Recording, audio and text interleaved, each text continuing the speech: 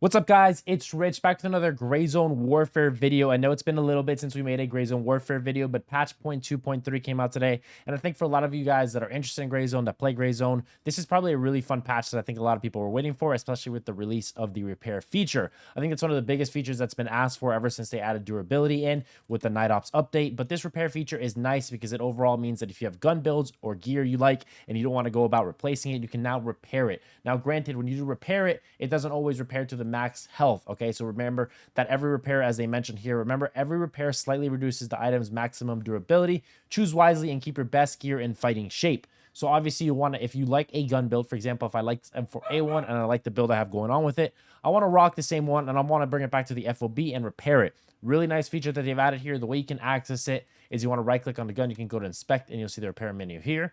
But you can also go to the gun, right click and click repair.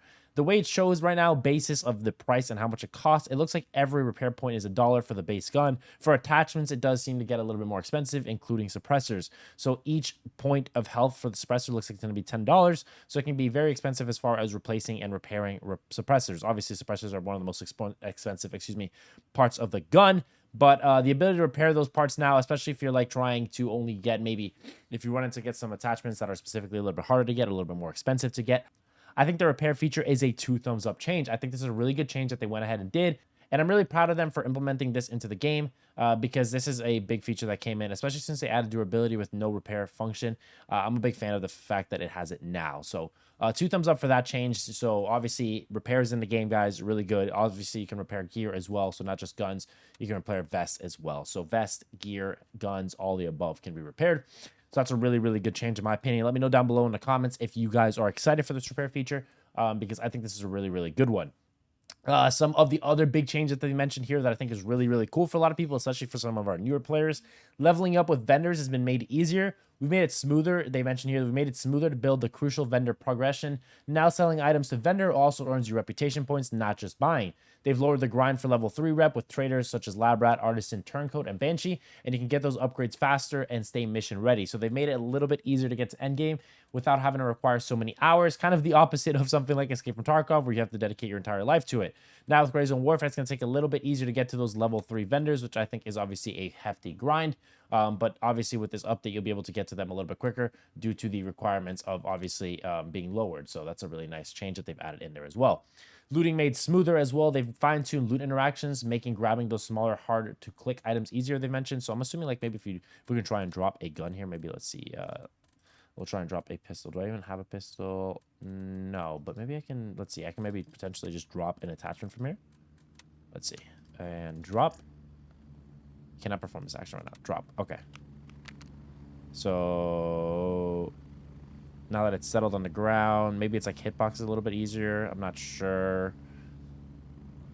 Potentially. I'm not sure. Not 100% sure, but it looks like it should be. They said it should be easier to pick up, maybe not necessarily weapon items, but smaller items. I don't know, maybe lootable items. Obviously, that's something out of the wild that you'll have to test. I'm not sure how much of that was a problem for people, but they went ahead and made it smoother, they've said.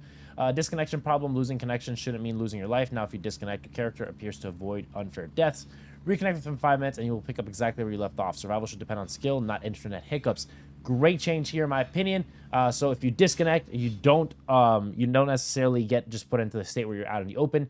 You'll kind of go invisible, obviously, so your character disappears. And especially if you're in PvP zones, even in PvE zones with the AI can obviously be a problem. If you disconnect, you'll get kind of stuck out in the open. But this gives you a 5-minute reconnect timer to be able to reconnect before your character goes back into a normal state. So I think this is a really good change, especially with sometimes network and issues on that end. Dead bodies, new rules. This is also a really good change that they made here. All dead bodies now stay on the map for 1 hour. If you die more than once, your older body will remain lootable for others, but you can only loot your latest body as your player. But for other players, that body will be on a map for up to an hour. Obviously, I'll have to wait and see how this happens with performance because obviously more bodies and more clutter on the map could affect performance of the game. But I think this is a really good change because obviously people were abusing it where if they were to die, they would run back out into the map and just kill themselves with the landmines and their body would reset and the other player would not be able to go ahead and take advantage of that loot from the player they killed. But being able to play smart and obviously take advantage of that is really, really important. A really good change there. Looks like Madfinger's obviously honed down on some really big quality of life things that I think a lot of the community was asking about. I'll have the patch notes linked down below because they did a bunch of bug fixes as well. So if you want to check that out, let me know down below, guys. I'm very curious. Are you guys still playing Grayzone Warfare? Have you guys been waiting for some quality of life updates? Are you guys waiting for some more major updates coming in the game? Are you guys still interested in Grayzone Warfare? What are your thoughts on it, man? I still love this game. I still think it's really big. I still think it's one of the biggest, obviously, milsim/survival games that can be obviously kind of honed into one of the biggest games, FPS games on the market, if done correctly. Obviously, it's still got a long way to go, but I am still a fan of it, and I'm still obviously going to be very close to the Madfinger team as far as the development of the game and making sure I stay tuned in with it. I'm a big fan of obviously the changes they put with this update today. Obviously, we'll have to wait and see however you guys play over the weekend. Maybe come back to this video and let me know down below in the comments, guys. Guys, I hope you guys do enjoy the video. I hope you guys enjoy my content. Hopefully, as always, I'll catch you guys later. Thanks for watching. If you like the channel and you like the content, make sure you guys click that sub button. I'll catch you guys later. Peace and love.